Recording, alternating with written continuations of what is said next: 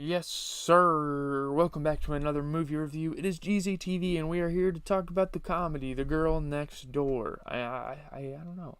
I feel like I should have seen this movie before. Maybe I did when I was younger. Um, but yeah, we're here to watch it again because why not? We've been watching some pretty good movies in the past. I think in terms of story, and how things kind of come out at the end, I think this is better than Friday. I don't know why. Friday's comedy is like almost unmatched. I think it's hilarious, but the story of this one, I feel like for Friday they really focus on this like hood lore, this like comedy. I don't know. Let's talk about this movie though, because I liked it. I watched it on Twitch last night. If you guys want to watch the VOD, it should be up. Because I do mute like copyright and music and stuff, so all you can hear is dialogue. I do cover the screen if there's something nude that happens, something gruesome. But anyways, ambitious high school senior Matthew Kidman is the main character. He has been accepted to Georgetown University but cannot afford the tuition. Even though his house looks pretty fucking big for a house in 2004, but we'll leave that alone. As class president, he has raised $25,000 in order to bring a brilliant Cambodian student, Sam Young, to study in the United States, but otherwise has found little else memorable about his high school experience, and he's seeking to find this big thing. And you guys know what the big thing is if you see. I mean, Matthew Kidman's a fucking savage. Gotta love the guy. Gotta love his determination. And the fact that they call him Samsung throughout the movie is hilarious. His friends. Hold on. I had something stuck in my mouth. Perverted film student Eli and shy and awkward Klitz rebuff his displeasure with their lack of risky behavior. So they're kind of the nerds. It's a cliche high school movie in a sorts, but it's not really focused on the high school aspect. It's focused on the outside of high school aspect and what they're up to, what their ventures are. His life suddenly changes when a young woman, Danielle, moves in next door. This is the big moment in his life, man. One of the best things that's happened to Matthew Kidman. When Matthew witnesses her undressing, she sees him and storms over, wanting to make a connection with him. She probably doesn't care that he saw her naked, given that we find out that she's a porn star. I wish I didn't know that before, because that would have came to as a big surprise. That's probably like the big shock value that they wanted to come out of this movie. Introducing herself to his parents, they suggest to Matthew that he show Danielle around town, and they kind of drive together. During the car ride, Danielle coerces him into taking his clothes off and forces him to run naked down the street. She's pushing this man's buttons. She's pushing him to the limits, but as attractive as she is, he probably would do anything. Matthew and Danielle bond through a series of flirtatious dares. At a raucous party thrown by a classmate, Matthew finally finds the courage to kiss Danielle, interrupting some high school jocks that come up and start talking to her. And obviously she's attracted. She's a fucking porn star. She likes any sexual and intimate relationships. Let's just leave it at that.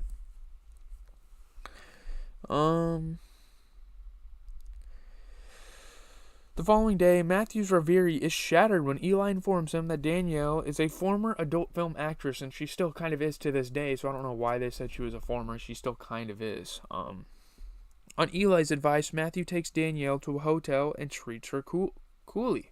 And it's kind of weird. He's kind of like forcing her to do shit. Danielle, insulted, abruptly ends the relationship. She's like, "Are you only using me for sex? Is this all you want? I'm a porn star. I'm here." Like, you know. Matthew attempts to apologize, but Danielle decides to return to the adult industry with Kelly.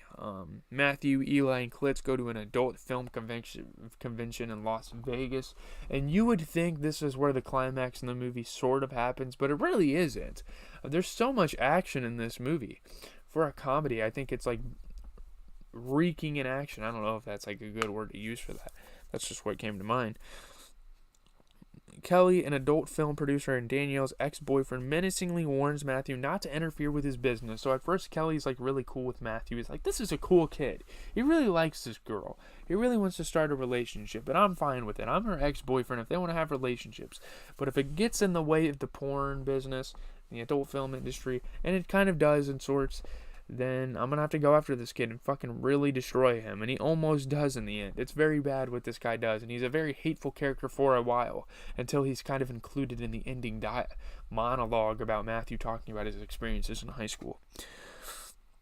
Matthew ignores him, convincing Danielle to leave her past behind and to stop being a adult film actress. Like, he thinks she kind of deserves better than this. She's better than this herself. Days later, an enraged Kelly abducts Matthew from school and physically assaults him, saying that he cost him $30,000.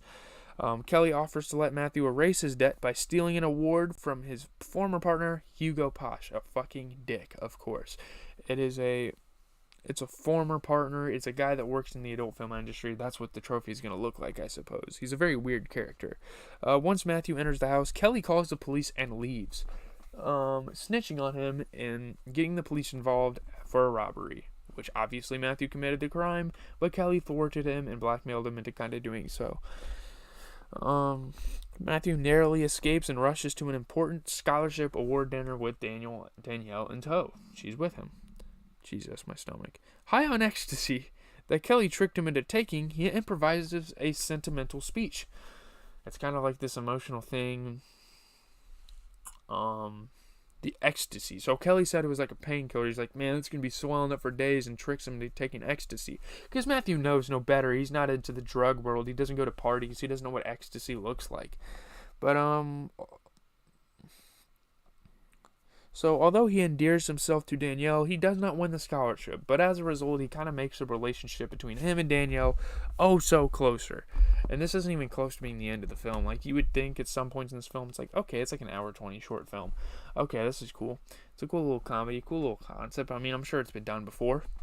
Kelly exacts further revenge by posing as Matthew's student advisor and stealing the money raised for Samyang. So as of now, Samyang is not going to be able to be coming to the country from Cambodia and working as a foreign student. He's like a genius. He's supposed to like cure cancer. That's kind of their hopes for this kid.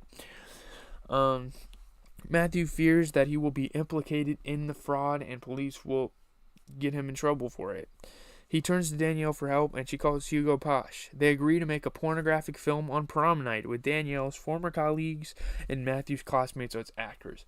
And what you would think at first when they're going through making this porno, and this makes a very intense scene and a very intense standoff between Kelly, Matthew, and his parents, and obviously Mr. Salinger, who has seen him like break into their pool with Danielle. So, like, once you figure out what the film actually is, it's kind of insane. It's another plot twist. There's a couple plot twists just intertwined in this film, and I love it. Eli directs the production, and when no one is able to perform an important scene, Klitz finds the confidence to undertake it. Shout out to Klitz. It's kind of fucking gross what his name is. We'll leave it at that. It's a very, very raunchy show. I had to they were at a strip club, and for a solid 5 minutes or so, I had to fucking turn the screen off. I had to turn my camera off that was showing the TV because there was just nothing but ass and titties in the background. So yeah. They celebrate the successful shoot. Matthew and Danielle have sex for the first time, so that's big. Matthew loses his virginity, I guess. The next morning, Eli calls Matthew, informing that the tape has been stolen, so it's not all triumph. They still have conflict. Matthew enters his house to find Kelly in possession of the tape, talking with his parents and principal. This guy, when I saw this, it really pissed me off, I'm going to be honest. Kelly demands Matthew half of the eventual profits. But Hugo's supposed to do that. When Matthew refuses, Kelly plays the tape for the group, who are surprised to find that Matthew and his friends have made a modern sexual education film. So yeah, there's that. Hugo, Posh, and Matthew make millions, and Posh pays for Samyang's trip. Eli becomes a successful filmmaker. Klitz attends college and is pleased to learn that his classmates revel at his scene in the film. Matthew attends Georgetown, bringing Danielle with him. If they made another film about like their experiences in college, I think that would be fantastic. But as a standalone film, I definitely don't. I'm not like surprised they left it as is. But yeah, it's a pretty good film. It's got a 56% approval rating on Rotten Tomatoes. 5.6 out of 10. The movie borrows heavily from Risky Business, though Hirsch and Cuthbert are appealing leads, for sure. None of those actors I can really, like, I don't have like a attachment to. Like, I didn't see any other of their movies, and I'm like, oh my god, I love these guys as actors and actresses. But on Metacritic, 4.7 out of 10, mixed or average reviews. B+ on CinemaScore. Sharp, vivacious comedy. An entertaining affair whose wildcard creativity never ceases to surprise. About a B- to some people. Risky Business has had a great opening act and then descended into contrivances. This genial cardboard knockoff is contrived from the start, but gets better as it goes along.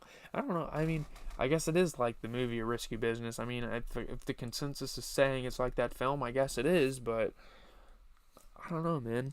Something like that doesn't really. Who knows? Mixed review. Recycled to Risky Business, American Pie, 80s Brat Pack romances. The script shamelessly derivative. Lead actors are attractive but bland. I fucking disagree. Supporting cast. The scene-stealing turn by Oliphant. The film offers a view of pornography that is non-judgmental, even celebratory, but at the same time its premise that Daniel must be rescued from the shame and degradation of her old job suggests a more traditional, disapproving point of view. Instead of addressing this contradiction, the movie is happy to wallow in it, which would be fine if it had any real pleasure to offer. I mean, what the fuck? I don't know how this is a bad movie to some people. It's whatever. It's a nasty piece of business. The studio for marketing the film is a teen comedy. It is a teen comedy. What the fuck are you talking about? It's about a high school senior. Who's Roger Ebert? I'm fucking canceling you, bitch. A film critic. Look at you. You're fucking old. Oh, he died. Rest in peace. I'm not even gonna talk about him. Okay, my fault. That explains it. He was 70 years old.